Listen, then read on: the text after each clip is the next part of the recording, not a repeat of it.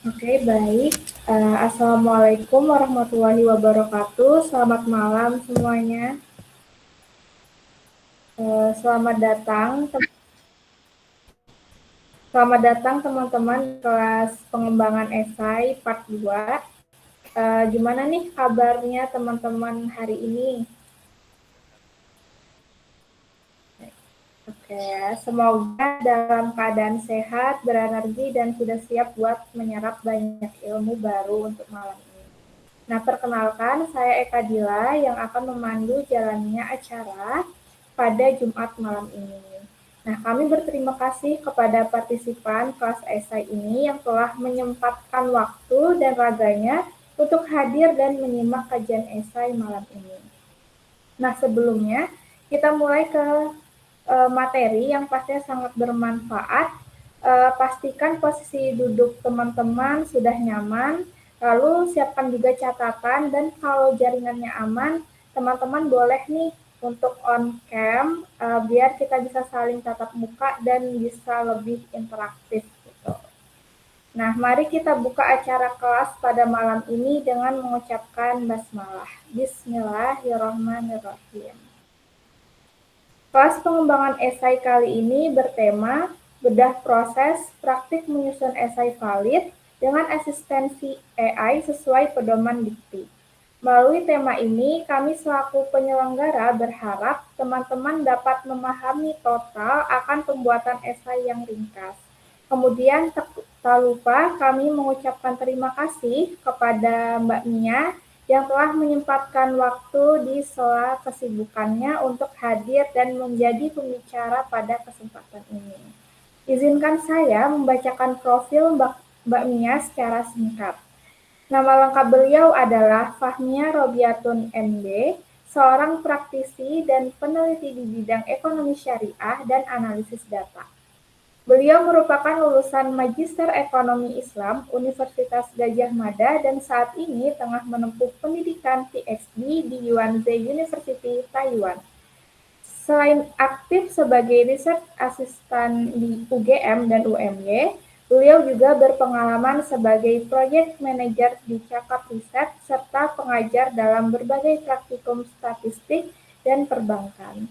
Berbekal rekam jejak riset dan keahlian analisis data yang kuat, hari ini beliau akan membagikan insight berharga untuk kita semua. Pada waktu dan kami persilahkan. Oke, baik. Terima kasih Eka dan Fahmi atas kesempatan yang sudah diberikan kepada saya.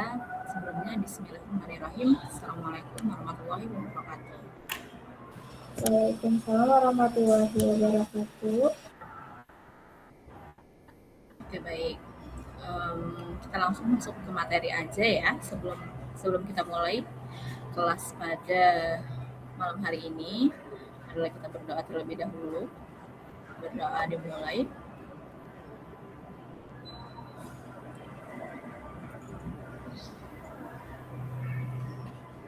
Baik, berdoa selesai. Langsung aja ya. Jadi di sini ini merupakan kelas pengembangan esai yang kedua. Saya melanjutkan dari kelas esai yang pertama sebelumnya ya, Fahmi ya, itu dari divisi RNI. Sebelumnya ini kalau mau di-record silahkan di-record biar nggak lupa. Biar kalau mau dimasukkan ke sosial media bisa gitu. Oke, next slide.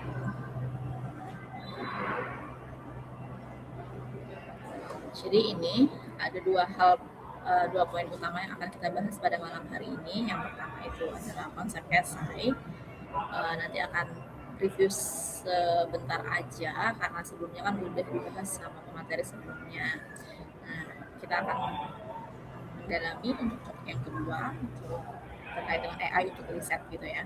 AI untuk riset nanti bisa pakai apa aja dan gimana cara pakainya nanti akan kita bahas selama beberapa menit dalam waktu ke depan. Next. Oke, ini untuk esai teman-teman mungkin sudah dijelaskan sebelumnya. Esai itu adalah singkatnya esai itu adalah upaya seorang individu untuk mengeksplorasi dan menguji gagasan melalui tulisan. Jadi esai ini sifatnya itu sebenarnya tidak seilmiah paper ataupun um, KTI gitu ya. Esai ini salah satu bentuk KTI tapi sifatnya subjektif. Dia biasanya berbentuk opini gitu. Nah kalau teman-teman ikut call for paper itu berbeda dengan call for esai. Nah, maka di sini esai itu biasanya lebih singkat, biasanya di 5 sampai 10 halaman, bahkan mungkin cuma 5 halaman itu untuk esai. Nah, tapi kalau paper itu biasanya 10 sampai 20 sampai 25 halaman. Mungkin bisa disebut sebagai artikel ilmiah yang diterbitkan di jurnal-jurnal itu, nah itu namanya paper. Itu artikel ilmiah, nah ini esai.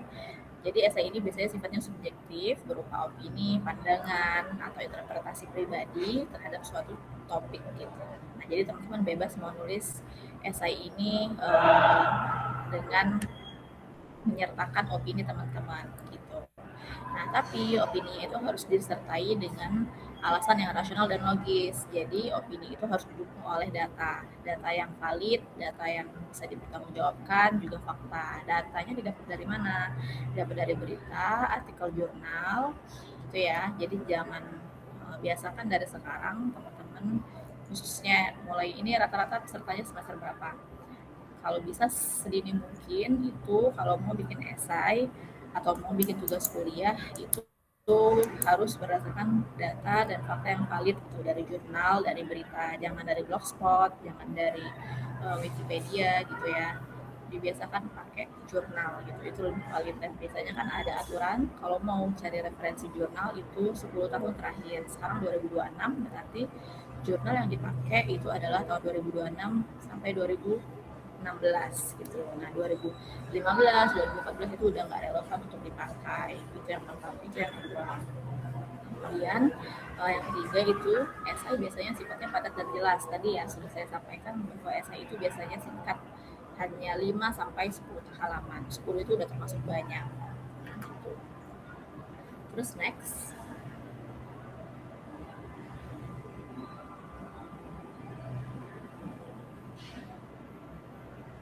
Oke, ini AI untuk riset. Kita langsung masuk ke penggunaan AI ya teman-teman. Nah, di sini dari diskusi saya dengan Fahmi sebelumnya bahwa mahasiswa itu kan di era teknologi yang semakin berkembang sekarang, mahasiswa pasti menggunakan AI. Yang paling dekat dengan kita itu biasanya GPT dan Gemini ya, itu yang paling dekat. Nah, ini ada beberapa alternatif AI lain yang bisa teman-teman gunakan dan yang perlu di-highlight adalah AI ini bukan tools utama teman-teman untuk menulis esai, untuk membuat tugas, membuat paper gitu ya. Ini hanya sebagai tools, sebagai apa ya, alat yang membantu teman-teman untuk yang pertama. Saya biasanya menggunakan AI ini untuk brainstorming, jadi teman diskusi gitu. Kalau misalnya bingung, kan biasanya malu ya, agak malu nanya ke teman, atau bingung mau nanya ke siapa, atau malu nanya ke dosen, biasanya tanya ke AI. Jadi AI ini jangan cuma jadi teman curhat kalau misalnya kesepian, nggak punya pacar. Nah, AI ini bisa jadi brainstorming teman-teman untuk menulis esai. Misalnya mau angkat tema apa? Sekarang kan yang lagi banyak isunya naik itu adalah Gubernur Bank BI mengundurkan diri. Nah, mengapa Gubernur Bank BI mengundurkan diri? Nah, itu bisa ditanya tuh ke GPT, ke Gemini, itu sebagai brainstorm awal. Tapi itu nggak bisa jadi patokan utama teman-teman apa yang dia sampaikan, karena biasanya sumbernya itu goib untuk si AI yang di poin pertama ini. Biasanya mereka nggak kasih sumber yang valid, hanya um, berita atau mungkin opini orang-orang. Nah itu bukan, jadi bisa sebagai brainstorming awal, bisa teman-teman bikin poin-poin. Habis itu baru kita cari sumbernya dari AI yang kedua. Ini bisa pakai Perplexity, Skyspace, atau Elicit. Nah ini tiga AI yang di poin kedua ini bisa memberikan informasi dengan sumber yang jelas. Biasanya dia ada referensinya gitu, terutama Perplexity dan Skyspace ya. Elicit juga, ketiganya itu bisa ngasih sumber yang jelas. Bahkan Perplexity itu kalau teman-teman punya akun email UMY itu bisa dapat akses Pro, Perplexity Pro pakai. Jadi teman-teman login pakai akun email UMY yang .umy.ac.id itu, nah itu teman-teman bisa klaim Perplexity Pro untuk akun student. Itu biasanya 3 bulan masa aktifnya. Nah, tapi teman-teman bisa perpanjang masa aktifnya dengan memberikan kode referral kepada teman-temannya untuk akses Perplexity Pro tersebut. Bisa dicoba. Habis ini bisa dicoba di laptopnya masing-masing. Jadi buka perplexity.ai, terus login atau register menggunakan akun kampus masing-masing. Akun kampus itu yang mana? Yang @umy.ac.id ya, jangan yang @gmail. Nah, itu biasanya ada klaim pro untuk akun student gitu. Nah, jadi ketiga akun ya, ketiga AI yang kedua ini itu fungsinya untuk mencari, merangkum dan mengekstrak data dari jutaan artikel. Jadi ini ketika tadi kita sudah brainstorm dengan si Gemini, DeepSeek atau Cloud gitu ya. Nah, kita bisa cari sumbernya dari Scholar, dari Perplexity gitu. Kalau Scholar kan kita nyari satu-satu ya. Nah, kalau di Perplexity Skyspace ini dia biasanya bisa ngerangkum gitu. Bisa ngerangkum dan ngekstrak datanya, kira-kira variabelnya apa aja nih yang mempengaruhi Gubernur Bank BI mengundurkan diri, atau apa saja nih yang mempengaruhi nilai tukar rupiah menurun gitu. Apa saja nih yang mempengaruhi MBG buat APBN defisit gitu. Nah, itu bisa teman-teman cari dari hasil brainstorming tersebut, dicari jurnalnya, artikelnya di AI yang kedua ini. Nanti teman-teman bisa bikin matriks penelitian terdahulu. Nanti ada di template-nya untuk matriks penelitian terdahulu. Coba next. Sampai di sini ada pertanyaan dulu nggak untuk si Gemini tadi? Gemini, Perplexity, kemudian Cloud gitu. Kalau ada pertanyaan bisa langsung, kalau enggak kita lanjut.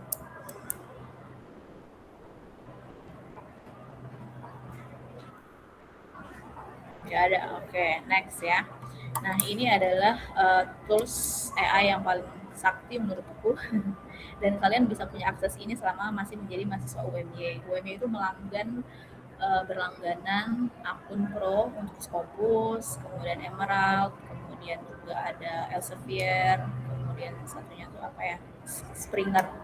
Nah, salah satu yang cukup canggih itu adalah Scopus AI ini, yang teman-teman bisa dapatkan akun Pro-nya menggunakan email kampus teman-teman. Nah, ini in case saya pakai email UGM karena tadi saya coba untuk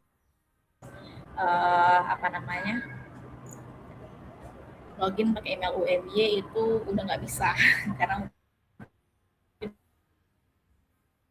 udah terlalu. Jadi tahun kemarin saya punya 2 akun Scopus AI dari email UMY dan email UGM. Tapi yang sekarang email UMY-nya udah nggak bisa diakses. Nah, cara aksesnya gimana? Coba Fahmi, aku izin share screen ya.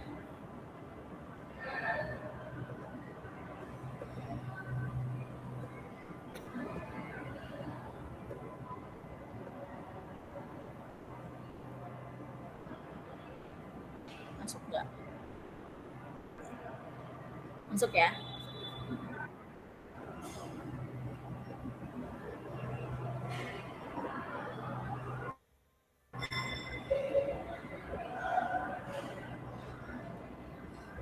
Nah, ini teman-teman bisa search aja di Google itu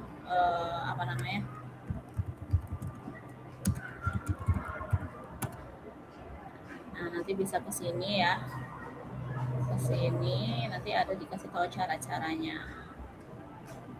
Nah, nanti bisa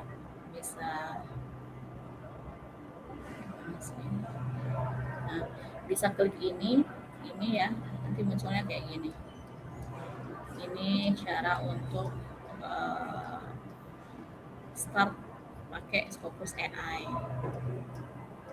Kemudian ini ada beberapa akun yang dilanggan oleh UMY, ada Springer, Emerald, Scopus. Nah, jadi biasain teman-teman kalau mulai sekarang kalau nulis itu jangan ya, diusahakan untuk pakai jurnal internasional yang bahasa Inggris. Jadi kurang-kurangin lah pakai jurnal Sinta, apalagi yang Sinta 4, Sinta 5 gitu ya. Biar apa? Biar penelitiannya lebih bagus, lebih apa ya? Lebih menarik gitu. Nanti kalau misalnya skripsi itu udah terbiasa untuk baca bacaan yang bahasa Inggris. Biasanya ini tiga tiga apa ya, jurnal atau rumah jurnal utama yang biasanya dijadikan oleh para penulis paper, esai gitu. Nah ini ada cara-caranya di sini ya, bisa search aja. Kemudian nanti sign in. Nah ini sign in ke sini, buka aja Scopus gitu. Nah masuk ke sini, nanti tinggal sign in. Nah ini aku udah sign in tapi dia udah nggak bisa. Coba ya kita sign in. Nah nanti akan muncul kayak gini.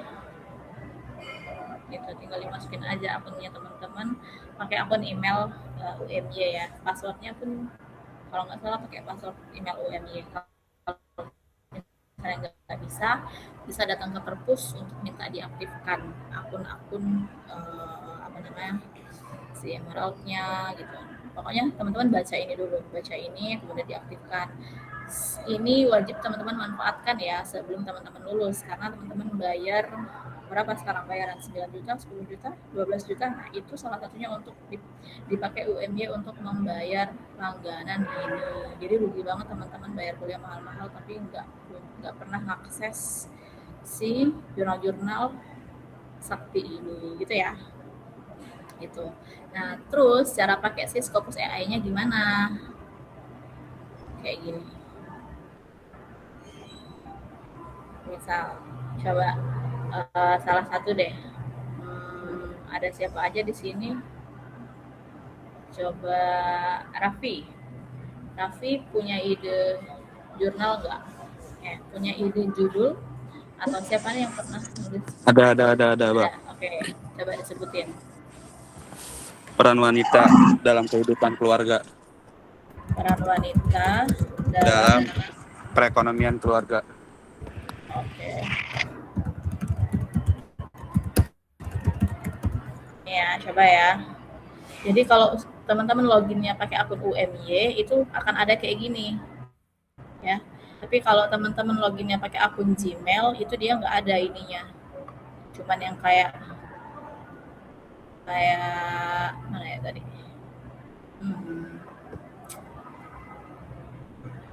Pokoknya dia kalau kita nggak pakai akun UMY itu nggak ada Scopus AI-nya.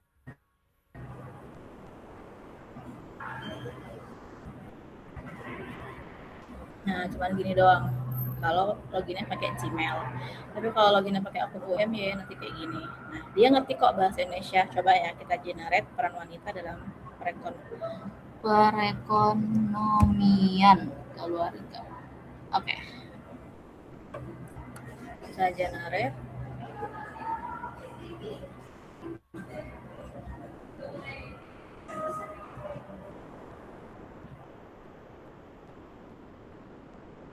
Kok lama? Sebentar ya, Mak.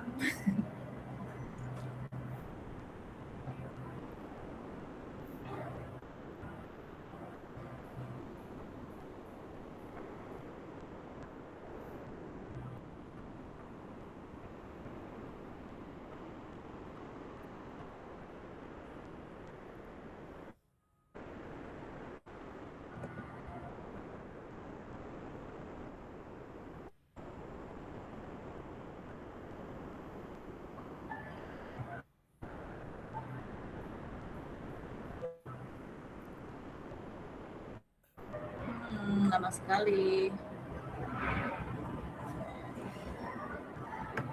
Oke, ini udah muncul.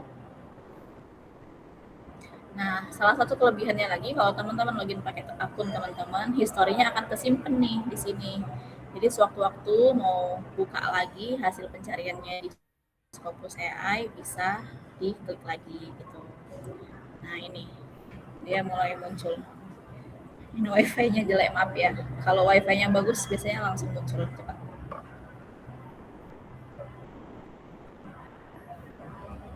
Nah, dia langsung ada summary-nya, tapi summary-nya dalam bahasa Inggris. Kita nanya dia dalam bahasa Indonesia, nanti dia ngasihnya dalam bahasa Inggris. Teman-teman tinggal ini aja, translate aja. Kalau translate biasanya pakai apa? Jangan pakai Google Translate ya. Kalau translate biasain pakai yang ini.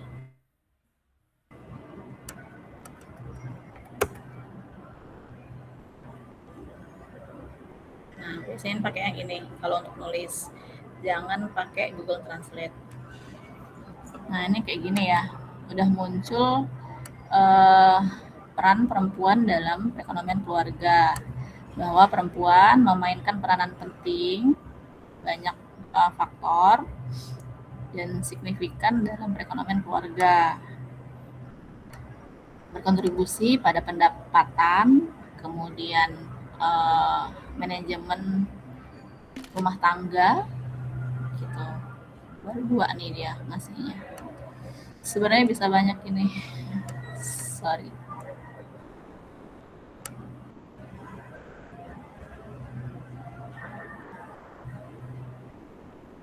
Jaringannya jelek banget ya.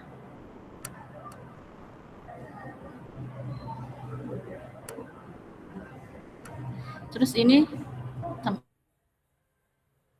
papernya bisa kita klik gitu kan. Dalam ekonomi rumah tangga itu salah satu perannya adalah income earner gitu. Nah, siapa nih yang bilang, oh ini papernya 2016 nih, jangan ambil 2016. Kalau ada yang lebih baru, lebih baik cari yang ambil yang lebih baru. Maksudnya jangan ambil itu, jangan dijadikan referensi utama gitu.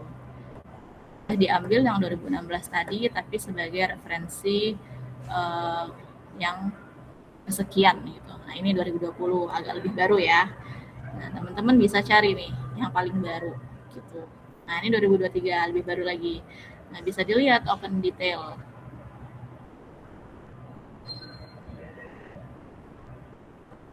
Open detail. Nah, ini open access. Kalau open access kita bisa download jurnalnya. Makanya perlu penting banget tadi login pakai akun kampus ya. Karena biasanya ada yang nggak open access. Nah, itu emailnya UM-nya sangat sakti saat itu kalau dia nggak open access. View PDF atau kita bisa baca sekilas di abstraknya. Di sini dia bilang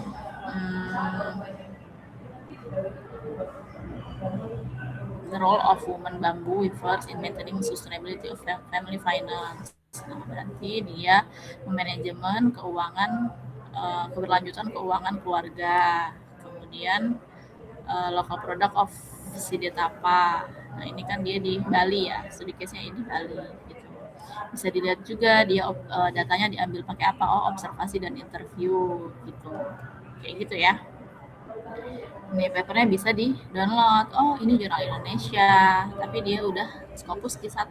Nah, ini sangat relevan untuk dijadikan jurnal utama dalam penelitian teman-teman. Nah, ini kan ada nih bahasa Indonesia nih.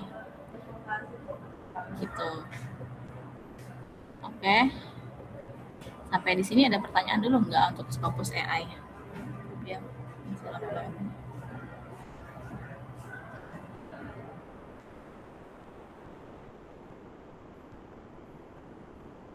Raffi, ada pertanyaan? Selama ini alhamdulillah nggak ada sih, Mbak. Paham. Aman ya, paham ya. Baik, Mbak, makasih. Nah, ini. Oke. Nah, ini contohnya generate aku ya. Aku udah nyoba nyari nih. Ini in case aku nyari variabel green economy. Apa aja nih green economy variabelnya? Teman-teman kalau biasa meneliti pakai kuantitatif itu kan perlu yang namanya variabel ya. Tapi kalau kualitatif juga bisa tanya si Scopus AI ini, tapi kan bukan indikator yang dicari. Nah, ini indikatornya ada 1, 2, 3. Nah, terus dia ada expanded summary-nya. Terus dia juga bisa ada konsep map-nya. Nih, konsep mapnya. Jadi teman-teman bisa lihat ini bahwa apa aja sih yang mempengaruhi grand ekonomi. Oh, ada ini. Nah, ini bisa di-download gambarnya. Bisa dimasukin ke papernya teman-teman. Kalau penelitiannya mungkin menggunakan studi pustaka, library research. Nah, ini bisa dilampirkan di esainya atau di papernya gitu ya. Itu untuk penggunaan AI. Nah, terus fungsinya apa dengan si apa namanya esai tadi? Fungsinya untuk membuat matriks penelitian terdahulu gitu. Jadi Scopus AI yang panjang-panjang tadi itu fungsinya untuk mencari artikel sebagai landasan dari opini, dari gagasan teman-teman yang akan teman-teman angkat di esainya gitu. Nah, ini aku coba bikin contoh ya, salah satu penelitian. Ini bisa jadi esai, bisa jadi paper, jurnal gitu, judul ini. Nah, ini tadi misalnya sudah dapat banyak kan jurnalnya, artikelnya untuk dijadikan referensi. Nah, untuk membuat teman-teman gampang dalam prosesnya, aku saranin teman-teman bikin matriks jurnal kayak gini, matriks penelitian terdahulu. Ini contohnya. Jadi terdiri dari penulis, judul, metode penelitian, variabel, kemudian objek penelitian dan hasil penelitian. Nah, ini teman-teman bisa buat manual atau bisa juga minta tolong si GPT, Gemini, DeepSeek yang tadi aku sebutin.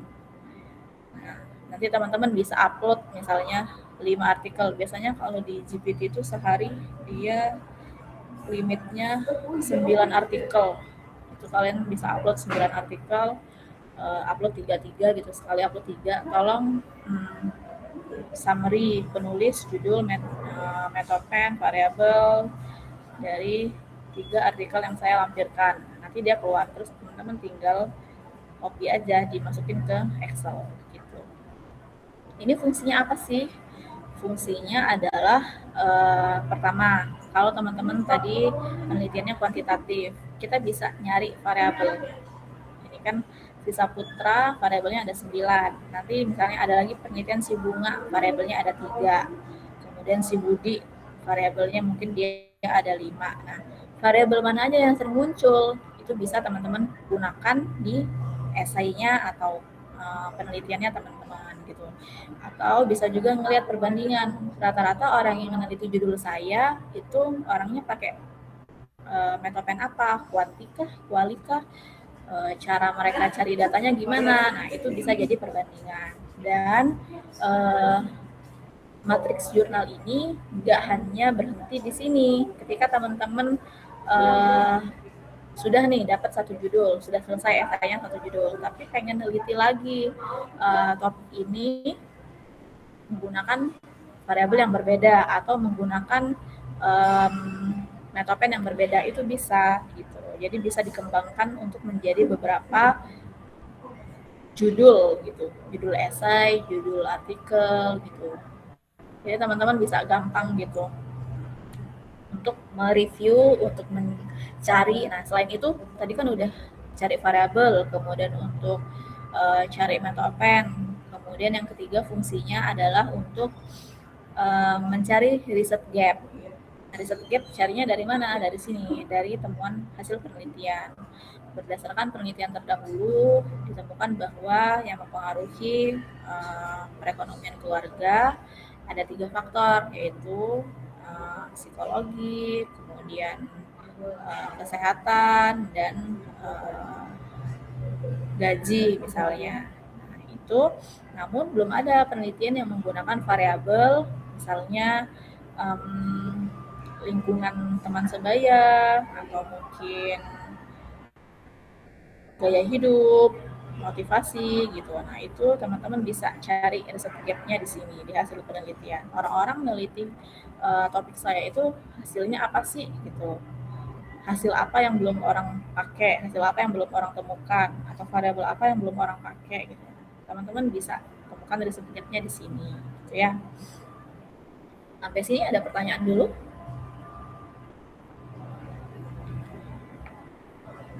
Oke, kalau tidak ada pertanyaan, Apa kita istirahat dulu atau lanjut dulu, Fahmi?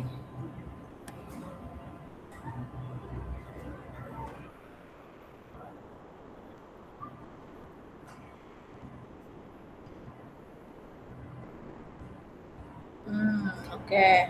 Ini mau praktek nggak? Kalau mau praktek silahkan praktek dulu, terutama untuk Scopus AI tadi dan ini apa bikin matriks jurnal. Menurutku praktek dulu ya, biar gampang. Mungkin kita kasih waktu 10 menit ya untuk praktek. Nanti coba salah satu dari teman-teman bisa share screen hasil dari mungkin search di Scopus AI-nya atau mungkin bikin matriks jurnalnya gitu. Oke. Oh, ini juga ada notifikasi your call ends in 15 menit. Apa teman-teman bisa praktek dulu 10 sampai 15 menit terus nanti kalau Google Meet-nya keluar kita bisa login lagi terus aku lanjutin materi ya. Oke. Silakan praktek dulu. Kalau ada kendala bilang ya, bisa on mic atau chat.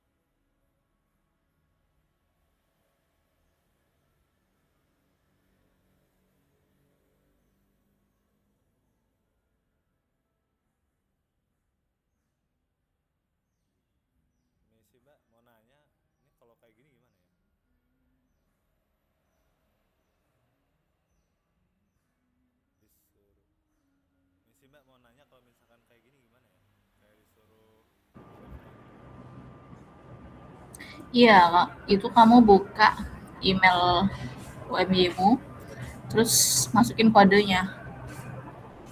Email UMY itu kan yang OneDrive, Microsoft. Emailnya Microsoft biasanya, bukan Google.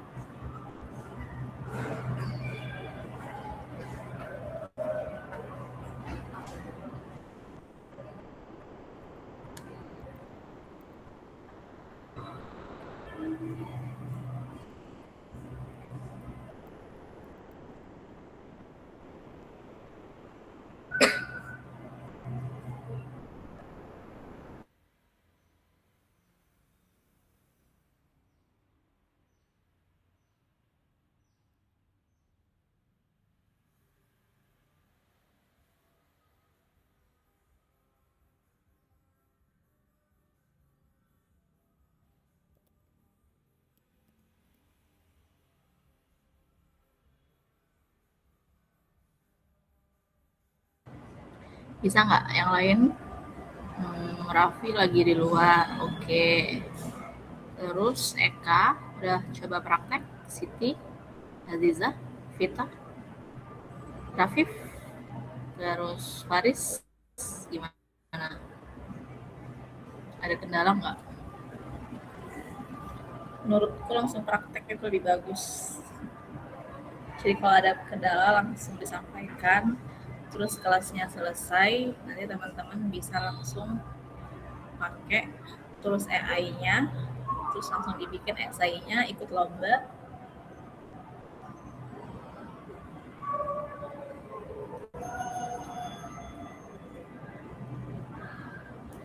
Azizah, itu Azizah. Azizah yang mana? Zizi bukan? Hadir, Mbak. Ya, buka laptopmu Zizi.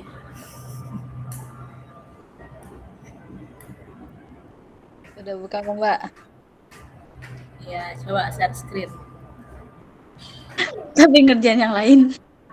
Astagfirullahaladzim. Nyusul nanti, Mbak, nyusul.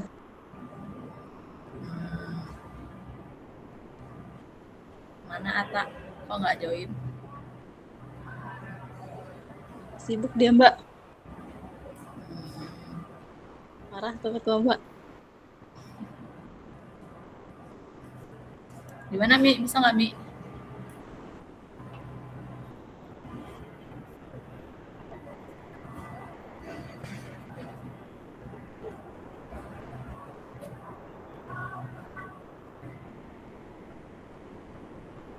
Oh, di HP juga nggak login kah Outlook-nya?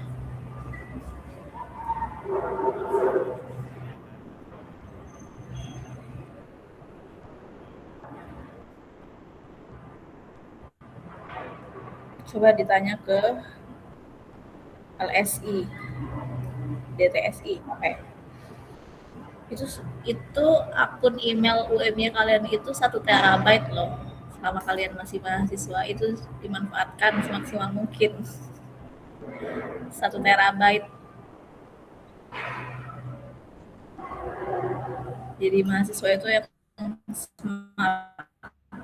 manfaatkan fasilitas kampus, udah bayar mahal, nggak dipakai emailnya. Buat aku aja sih ini. Mbak, Oi, aku tuh mau nanya, aku tuh masih bingung cara yang ngutip yang ini loh, Mbak. Misalnya dari orang lain. Nah, terus kita ngutip ke media. Terus kita nyantuminya itu gimana? ngutipnya gimana? Coba share screen. Ini pertanyaan dong sih, Mbak. Misalnya nih, gimana ya?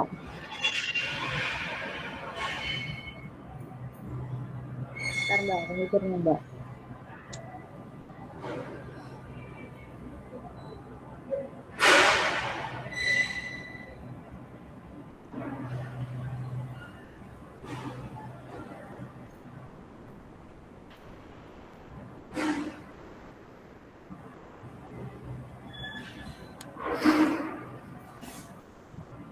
Nih, misal nih, kan aku ngutip punya Mbak nih. Tapi Mbak tuh ngutip dari orang lain gitu loh, ngambil datanya itu dari orang lain. Nah, terus nanti di citasinya itu nyantuminnya gimana, Mbak? Yang Jangan orang mengutip dari punya aku, kamu kutip dari sumber utamanya. berarti yang Nggak boleh, Mbak kutip itu nggak perlu dicantumin. nggak perlu. Yang dikutip itu referensi utama ya, dibiasain kalau ngutip di tulisan itu jangan ambil dari referensi orang, misalnya Rani 2026. Tapi si Rani 2026 itu ngambilnya dari eh, misalnya Mawar 2013. Ambilnya ya dari Mawar 2013 itu.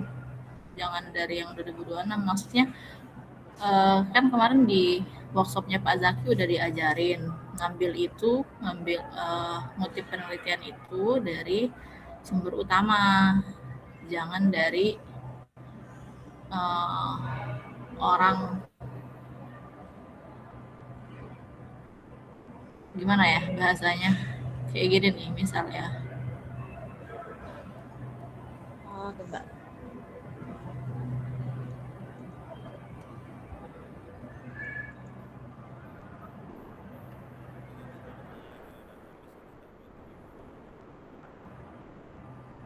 Oke. Nah, kayak gini. Ini kan 1997. Ya kutip dari 1997 ini. Jangan dari misalnya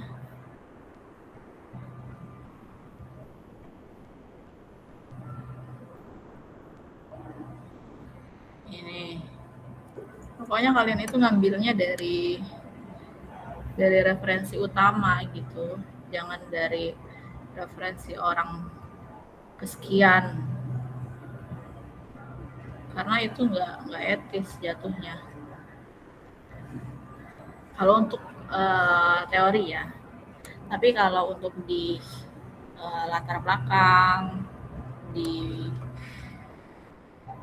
bab 1 itu nggak apa-apa ngambil dari penelitian terdahulu. Kayak gini misalnya ya.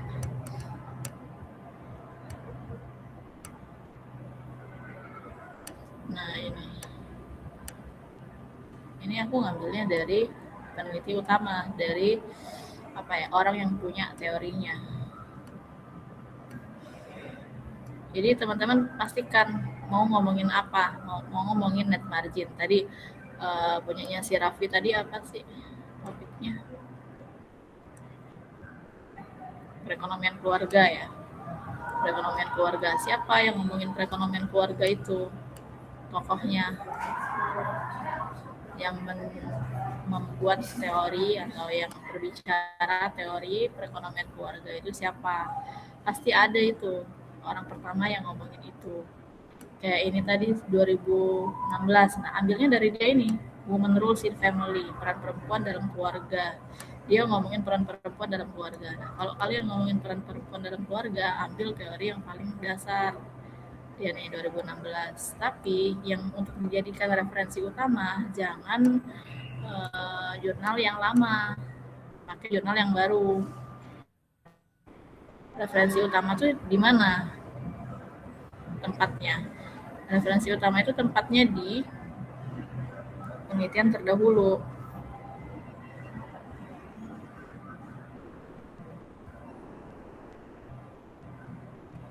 Nah, ini bukan di sini nih, di teman-teman terdahulu. Nah, 2019, 2020. Untuk bikin hipotesis itu ambilnya di penelitian-penelitian awal. Gitu.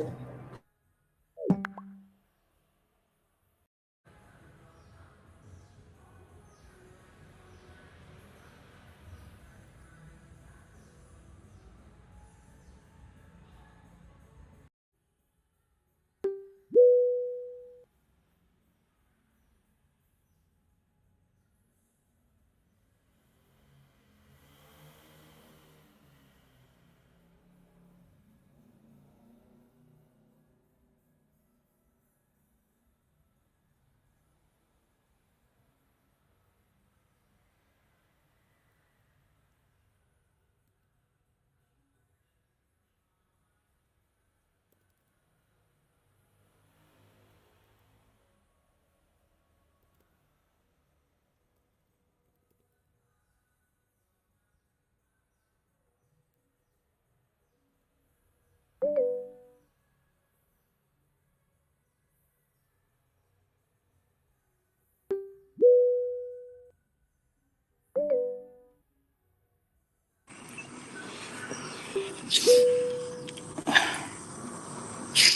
mana, Mi?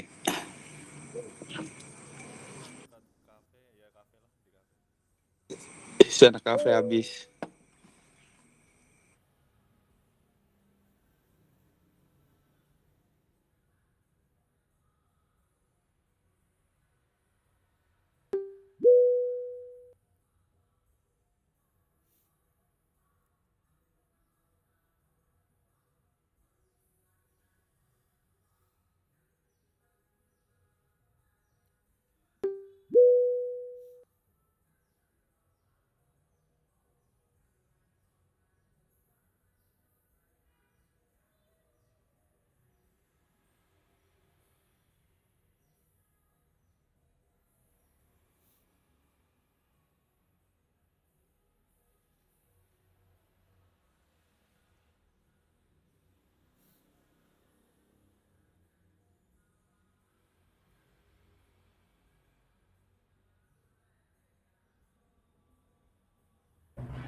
Nggak masuk ya suaranya.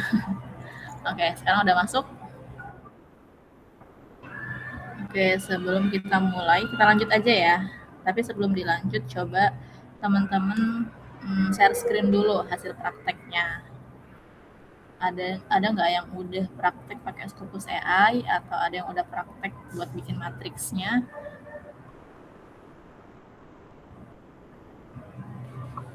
Kak, aku nggak bisa ini loh, Kak. Apa namanya, login pakai email UMY. Muncul kayak punya Fahmi tadi ya, minta masukin kode ya.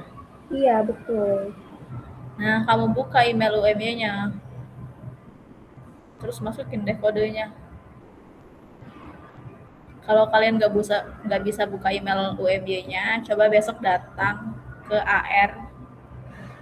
ARA yang di sebelah kelas komputer statistiknya Pak Zaki itu. Nah, yang tempat kadang Mbak Mia apa Mbak Madani ambil kunci, nah di situ. Kalian datang ke situ, bilang, Mas, minta tolong email UMY ku trouble, minta tolong diaktifin lagi gitu. Nanti ditanya dari prodi mana, emailnya apa gitu. Nanti dia bantu. Itu penting karena dapat penyimpanan 1 terabyte loh, gratis. Berarti belum ada nih yang berhasil masuk ke Scopus AI-nya. Sabila, Siti.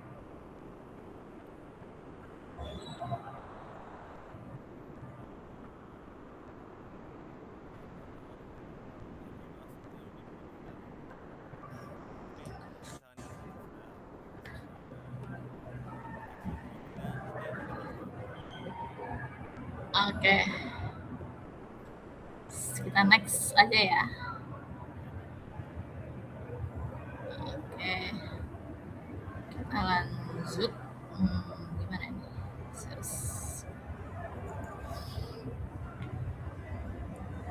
Nah, setelah tadi bikin matriks jurnal, teman-teman bisa next ini untuk parafrase dan finishing. Lagi-lagi kalau Grammarly nggak tahu ya UMY punya apa nggak. Kalau Quillbot UMY punya akun pro-nya, bisa diminta di perpus. Ini mana ya, sebentar, nanti kalian dapat ini, apa aku share aja ini. Nah, nih kalian bisa pakai akun-akun ini.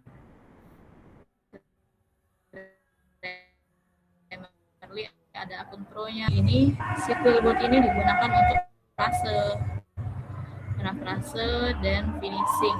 Contohnya gimana? Coba ya. Kayak gini. Bisa bahasa Inggris, bisa bahasa Indonesia. Udah ada yang pernah pakai belum Quillbot? Pernah, Mbak. Quillbot kan Mbak pernah untuk parafrase. Nah, bagus. Berarti nggak perlu aku praktekin ya, karena udah pernah.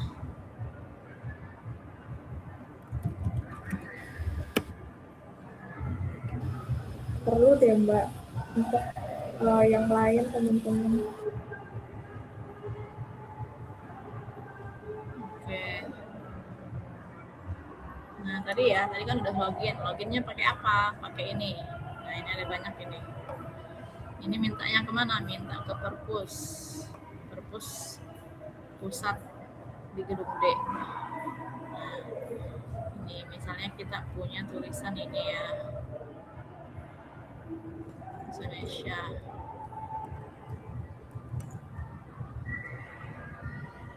Ya, ini untuk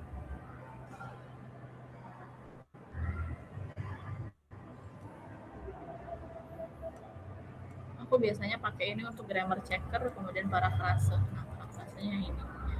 Kalau yang pro kan dia bisa semua nih. Kalau yang free dia biasanya cuma standar dan fluency aja. Aku biasanya pakai ini akademik.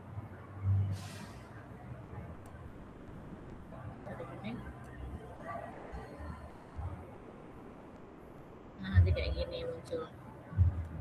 Tahu bisa custom pakainya research.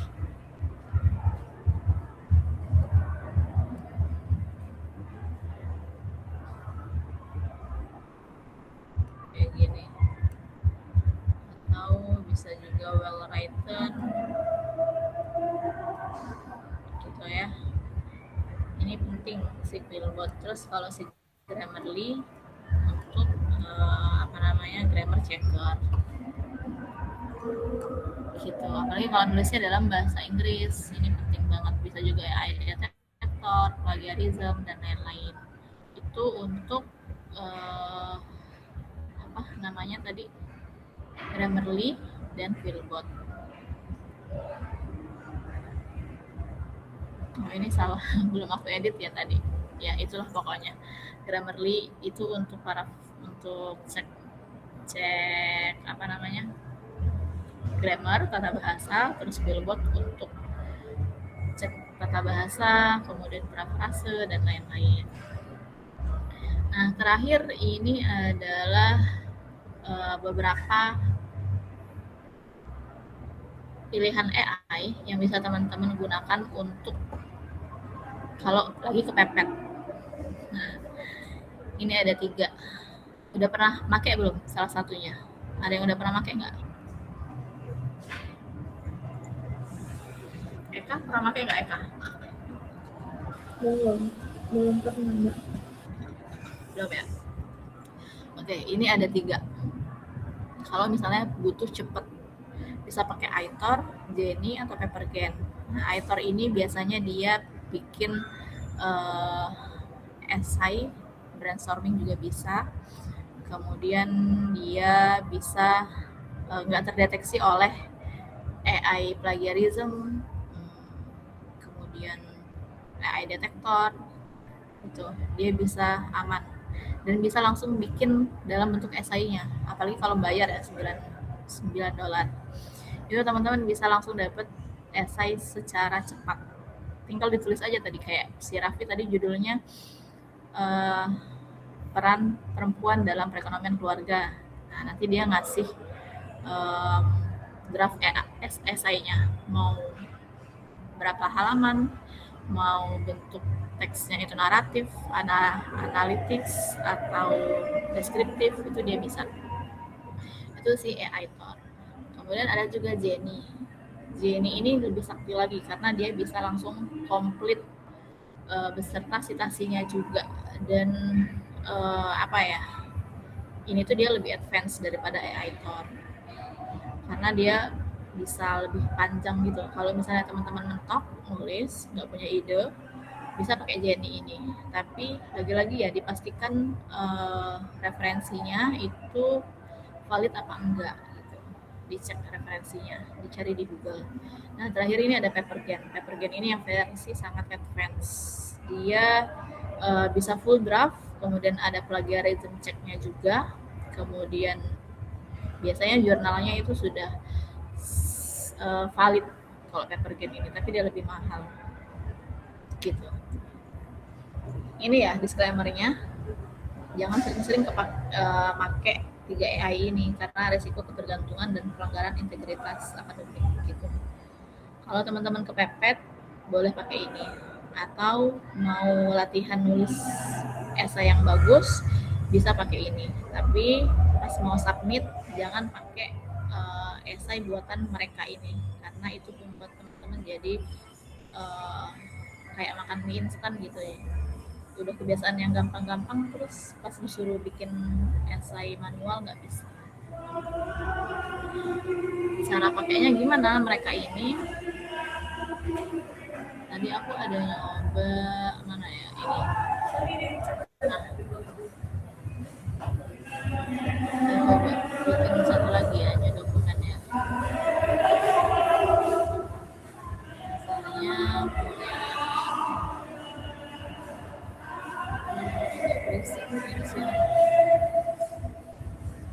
ini ya, kita coba ambil tadi.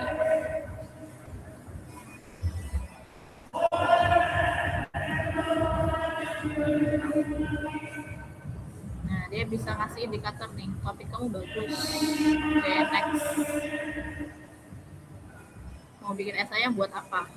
Buat akademik, formal, apa buat naratif, persuasif. Ini juga bisa dipakai selain buat bikin esai akademik, bisa juga untuk bikin copywriting.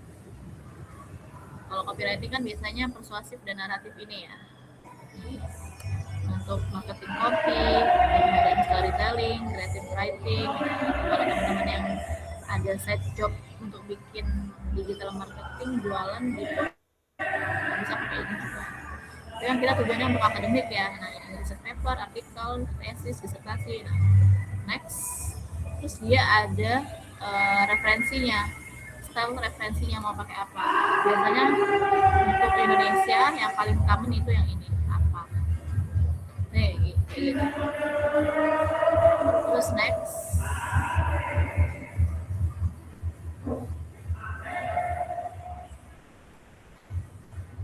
Nah, ini sudah muncul outline-nya ya, teman-teman. Terus kita bisa minta dia. Nah, lagi-lagi ini ada tokennya. Kalau yang free cuma 100. Aku udah kepake tadi 40 dan 60. Langsung ada kan. Terus ini kalau mau dikasih, ini bisa di custom. Mau dipanjangin. Misalnya mau ditambah instruksi apa gitu, atau mau diparafrase, lebih naratif, lebih simple bisa. Atau mau dikasih referensi, dia akan nyari referensi. Tapi setiap klik kita akan memakai AI tokennya, akan berkurang. Makanya tadi dia nyuruh bayar kan. Nah, ini bisa kita pakai ini 2024 1 2 3 terus confirm.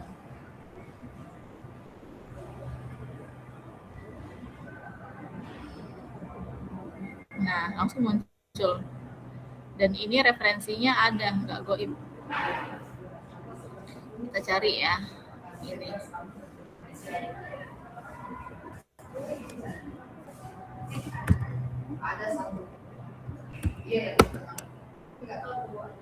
Nih ada. Jadi dia nggak goib referensinya, tapi Sinta 4 nih lagi-lagi. Tadi kan saranku kalau bisa hindari, kalau nggak yang kepepet banget, lebih baik cari referensi yang dari Scopus atau Sinta 3 ke atas. Hindari menggunakan referensi Sinta 4, Sinta 5 gitu, kalau bisa agak kurangin lah gitu. Terus kita coba cek lagi yang ini. Jadi dia nggak goib gitu referensinya. Kalau teman-teman pakainya ChatGPT atau Gemini, biasanya referensinya goib, ketika dicari nggak ada. Nah, ini ada kan ya. Nah, dia bisa jadi opsi teman-teman kalau kepepet si AI Thor. Gitu. Nah, tapi cara penulisan citasi yang kayak gini ini salah ya. Kalau mau langsung nyitasi 3 kayak gini di akhir, bentuknya nanti kayak gini. Mana ya? Nah, bentuknya kayak gini. Kalau mau nyitasi langsung lebih dari satu. Jadi ini citasi pertama, citasi kedua, citasi ketiga. Gitu. Kemudian kalau mau mensitasi di dalam teks, itu ada lagi mana ya? Sebentar. Nah, ini citasi dalam teks. Allen mempertimbangkan elastisitas peminat produk dalam model dan menunjukkan bahwa margin dapat dikurangi. Bla bla bla. Ini citasi dalam teks yang benar. Kalau citasi di akhir teks kayak gini. Kalau citasinya itu lebih dari satu, kayak gini. Jadi dalam kurung terus kasih titik 2, terus kasih lagi baru tutup kurung. Ini biasakan teman-teman pakai Mendeley ya. Udah bisa belum pakai Mendeley atau Zotero? Jangan nulis manual, karena kalau pakai reference manager nanti ininya bisa auto generate. Ciri-ciri dia pakai reference manager, kalau diklik dia ada hitam-hitam kayak gini. Itu ya teman-teman untuk penggunaan AI. Ini salah satunya AI Thor. Kemudian tadi ada Jenny, ada juga satunya apa? Papergen. Nah, itu bisa teman-teman coba masing-masing. Gitu. Di YouTube banyak tutorialnya. Aku cuma ngasih contoh yang AI Thor aja, karena aku nggak pernah pakai sih. Jujurlah aku nggak pernah pakai ketiga AI ini karena itu sangat membuat ketergantungan. Yang sering aku gunakan cara tradisional yang masih bisa mengasah otak kita. Yang tadi, yang pertama aku akan melakukan brainstorm dulu dengan teman-teman di sini. Kemudian aku akan cari jurnalnya di sini, di Scholar juga, dan terutama aku akan cari juga di sini. Gitu. Aku akan cari jurnal rujukan utama itu dari sini. Kemudian aku akan bikin kayak gini, bikin matriksnya.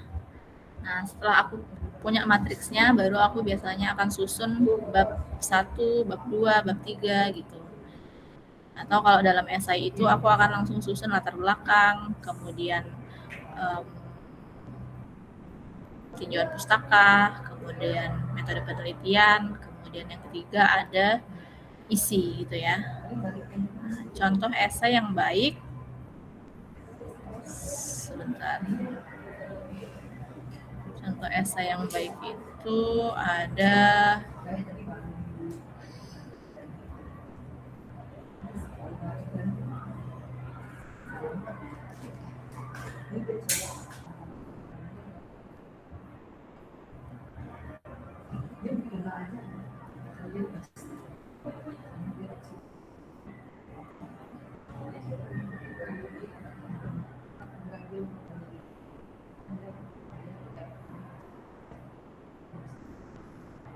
coba ini kita lihat yang esainya paling bagus ini ya.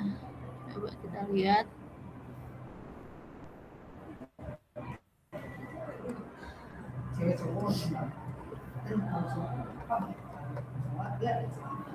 Ini esai oleh anak SMA loh. Judulnya udah sebagus ini. Nah, pemilihan kata dalam judul itu juga penting ya, biar orang ketika baca itu menarik. Kemudian, nah ini pendahuluannya.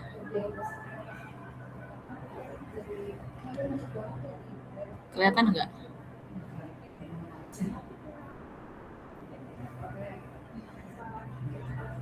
Oke, ini ya. Ini dia tadi judulnya tentang integrasi iot dan bioflokulan limbah krustasea dalam transformasi mikroalga Danau Toba menjadi biodiesel berkelanjutan. Berarti esainya tentang apa? Transformasi mikroalga untuk menjadi biodiesel berkelanjutan. Nah, dia bahas Danau Toba, bahas ini data-data. Nah, dia masukin kan datanya, dan ada citasi. Nah, indikator esai yang bagus itu pertama tadi, esai itu merupakan opini ya, opini penulis, tapi harus disertai dengan data dan referensi. Dia di sini ada ngasih data, ada ngasih referensinya terbaru kan 2022, 2025. Nah, itu udah sangat bagus. Terus masuk lagi nih fenomena ledakan alga. Nah, ini adalah apa ya? Fenomena atau hal awal yang menyebabkan dia kenapa sih neliti transformasi mikroalga? Karena ada fenomena ledakan alga. Apa yang menyebabkan? Oh, polutan biologis. Gitu. Ini yang menyebabkan, ini poin latar belakangnya dia. Kenapa sih neliti itu? Nah, kemudian fenomena ledakan alga ini solusinya apa? Oh, dari limbah cangkang crustacea gitu. Nah, ini termasuk dia sitas apa ya? Turnitinnya rendah. Nah, udah itu di pendahuluan, terus masuk diisi. Harusnya dia masukin juga nih tujuan penulisan esai. Nah, ini harusnya udah dibahas ya sama pemateri sebelumnya. Gagasan ini menawarkan apa nih yang ditawarkan esainya, tujuan esainya apa, gitu. Terus baru masuk diisi. Teman-teman usahakan setiap paragraf itu ada setidaknya satu referensi ya, jangan gundul kayak gini. Nah, ini dia esainya yang cukup bagus untuk kelas anak SMA. Ini isinya. Kemudian sampai terakhir, dia ada prototipenya juga. Ini anak sains, kalau kita kan anak sosial. Ini penutup. Daftar pustaka. Dia ada 3 lembar. Nah, daftar pustaka itu juga harus banyak. Berarti kan total punya dia ini ada ini kurang lebih 10 halaman esai si anak SMA unggul Del ini gitu. Itu ya untuk contoh esai dan apa ya tadi pengguna pemanfaatan AI dalam menulis esai. Jadi aku udah kasih beberapa alternatif AI. Teman-teman bisa pakai yang tradisional atau kalau mau pakai yang fast track juga boleh, bisa langganan juga, silakan teman-teman pilih. Semuanya ada resiko dan ada plus minusnya. Jadi saya kembalikan ke teman-teman mau pakai yang mana AI-nya. Di dunia teknologi ini kan ada banyak banget ya AI, bukan cuma yang aku sebutin ini. Nah, jadi teman-teman silakan manfaatkan AI secara baik dan bijaksana biar enggak ketinggalan zaman, tapi juga enggak dibuat bodoh gitu oleh AI, dibikin ketergantungan gitu. Jangan sampai kita ketergantungan menggunakan AI gitu. Mungkin itu saja dari saya. Terima kasih. Kalau ada pertanyaan silakan. Saya kembalikan ke MC. Oke, baik. Tadi pemaparan dari Mbak Mia ini sangat-sangat luar biasa banget, bagus banget. Dan alhamdulillah pemaparannya ini sudah selesai. Bagi teman-teman yang ingin bertanya terkait pemaparan yang sudah dijelaskan oleh Mbak Mia, jika ada pertanyaan dari teman-teman ditanyakan.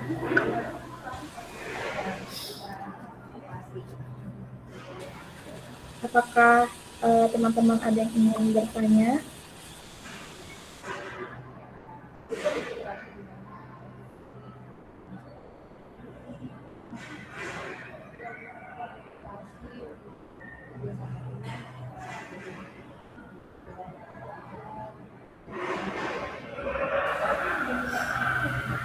Mungkin dari Mbak Sabila, Azizah, atau Siti Fahira, ini ada hal-hal yang ingin ditanyakan mumpung ada Mbak Mia terkait esai atau karya-karya ilmiah gitu yang masih bingung bisa ditanyakan.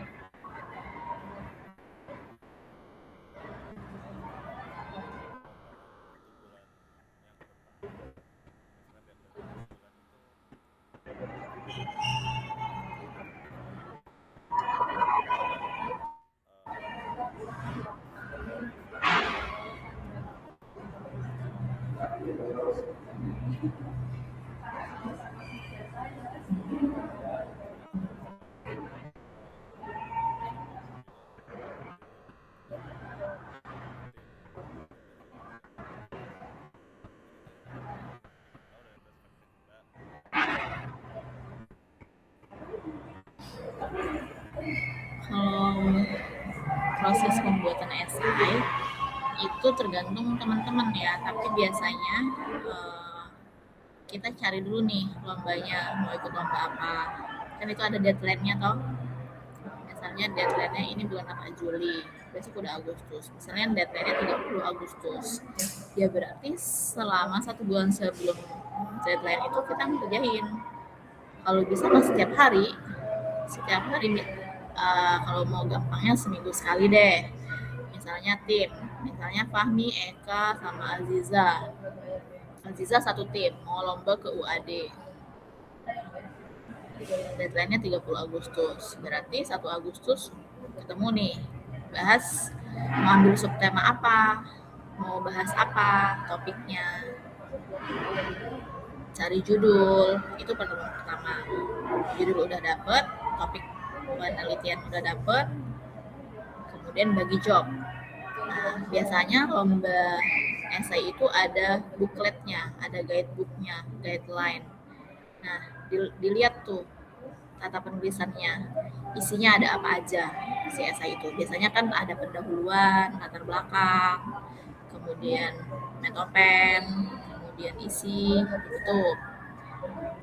Karena bertiga, jadi bagi job. Misalnya Fahmi ngerjain bab 1 pendahuluan, isinya latar belakang dan tujuan penulisan.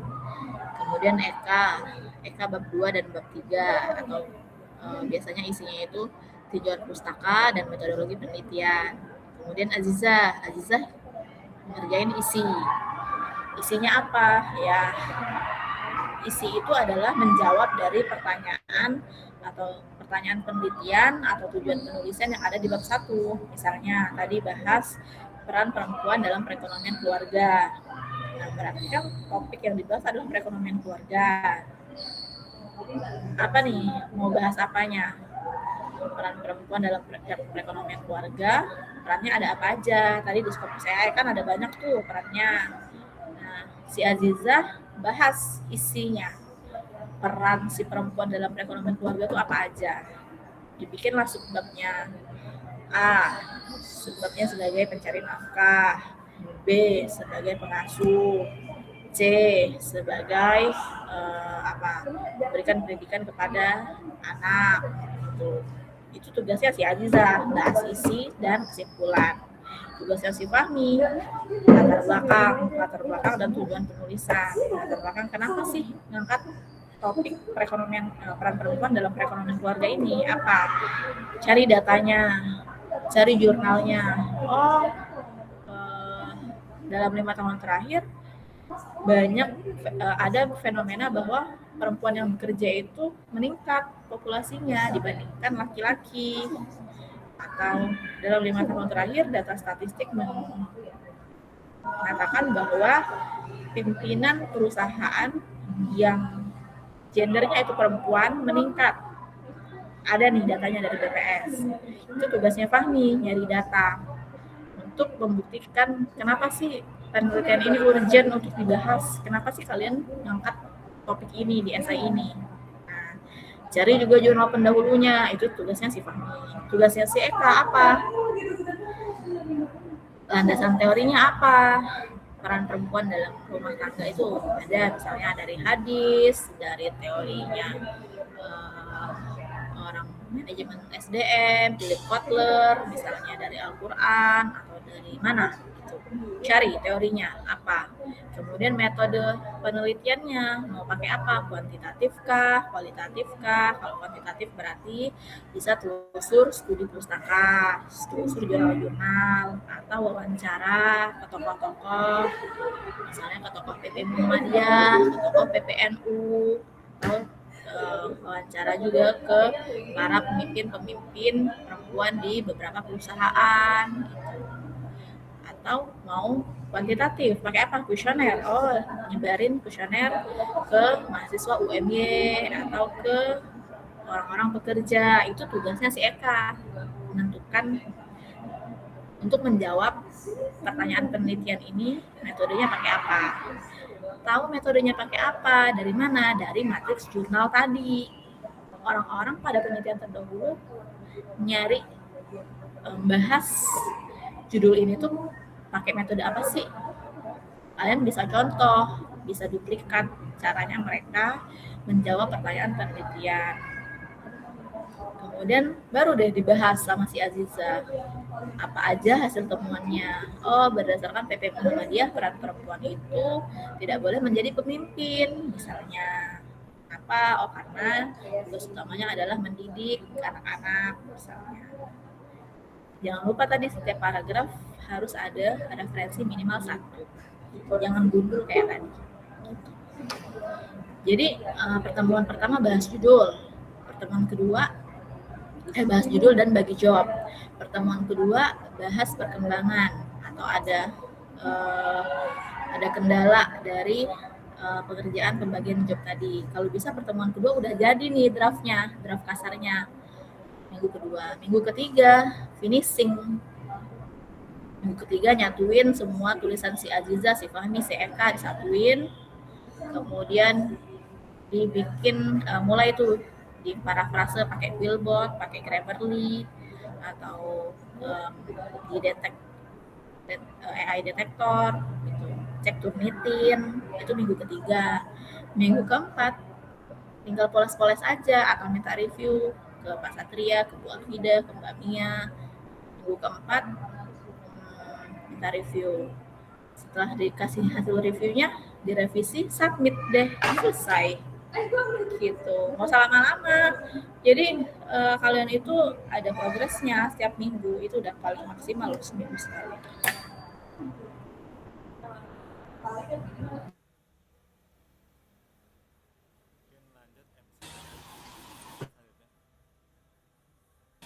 Oke, baik. Berarti ini udah terjawab ya, Fahmi.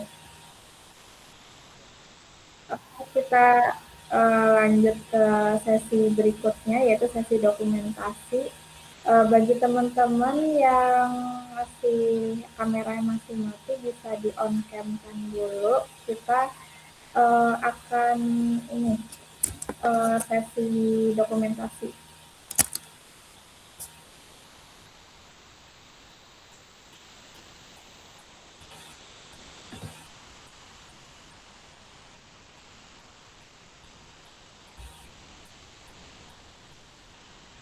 Mungkin Fahmi bisa di screenshot ya.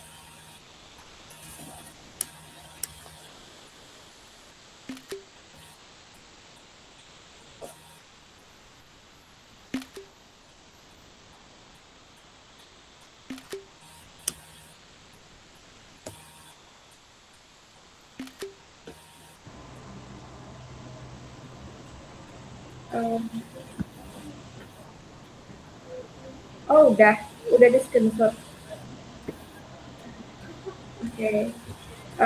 Oke, selanjutnya penutup. Baik, luar biasa sekali pemaparan materi hari ini.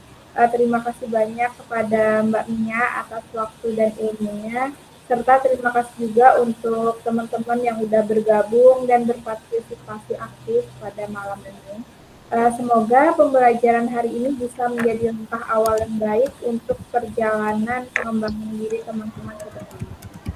Mari kita tutup acara kita pada malam ini dengan mengucapkan hamdalah. Alhamdulillah juga Bu. Saya Eka Dila pamit undur diri. Sampai bertemu di sesi-sesi berikutnya. Stay healthy, stay motivated, dan selamat malam.